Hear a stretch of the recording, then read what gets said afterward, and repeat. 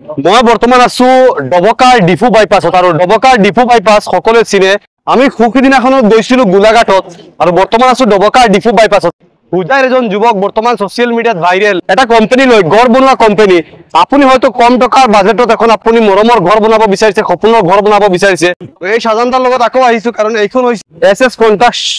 কনষ্ট্ৰাকচনৰ office হৈ আছে নতুনকে আৰু এইখন অফিসতে আপোনালোকে ডবকাবাসীয়ে লাভ কৰিব আপুনি হয়তো কম টকাৰ বাজেটত এখন আপুনি মৰমৰ ঘৰ বনাব বিচাৰিছে সপোনৰ ঘৰ বনাব বিচাৰিছে কিন্তু আপুনি যিকোনো কনস্ট্ৰাকশনক বা যিকোনো কোম্পানীক আপুনি দিব নিবিচাৰে আপুনি যদি অসমৰ বাহিৰতো থাকে তেনেহলে আপুনি চিন্তা কৰিব নালাগে কাৰণ এছএছ কনস্ট্ৰাকশন এণ্ড সাপ্লায়াৰে এইখন অফিস মুকলি কৰিছে ডবকাত আৰু অসমৰ ভিন্ন প্ৰান্তত তেওঁলোকৰ কামকাজ চলি আছে বাহিৰত থকা লোকেও ঘৰ বনাব পাৰিব অসমত আসলতে আপোনাৰ ঘৰ তেওঁলোকে বনাই দিব মাত্ৰ আপুনি এই স্ক্ৰিনৰ নম্বৰত এটা ফোন কৰিব লাগিব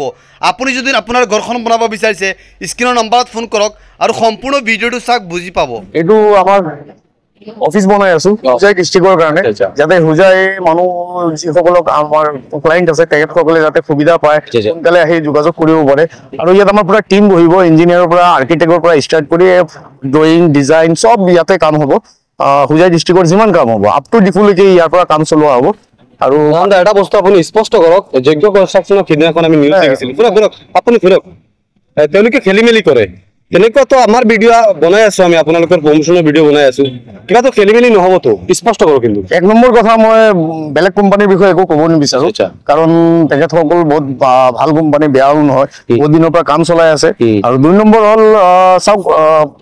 আমি পেমেন্টটো ক্লিয়াৰলি পাই গৈ থাকিলে কোনো ধৰণৰ অসুবিধা নহয় কাৰণ মানুহে কাম কৰিব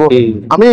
ইনষ্ট্ৰাকচন দি পেলাই বস্তুবিলাক আগবঢ়াই লৈ গৈ থাকো আৰু যাতে এতিয়া ধৰি লওক আপুনি এজন ক্লায়েন্ট আপুনি এজন মিস্ত্ৰীক টকা 50,000 এডভান্স দিওঁতে ভয় কৰিব কিন্তু আমি এগ্ৰিমেন্ট কৰি টোটেলি এগ্ৰিমেন্টৰ জৰিয়তে আমি কাম আগবঢ়াও যাতে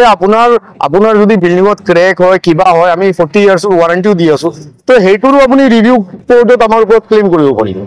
তো আমি বিনা লেখাপঢ়াত কোনো ধৰণৰ কামেই নকৰো যিমানখিনি কাম কৰো টোটেলি লেখাপঢ়াৰ কাম কৰো আৰু কোনোবা বনাব বিচাৰিছে ঘৰখন যদি কোনোবা বনাব বিচাৰিছে তেনেহ'লে আপুনি কি কৰিব লাগিব আহি মোৰ লগত যোগাযোগ কৰিব অফিস ওপেনিং হোৱাৰ পিছত অফিসত আহিব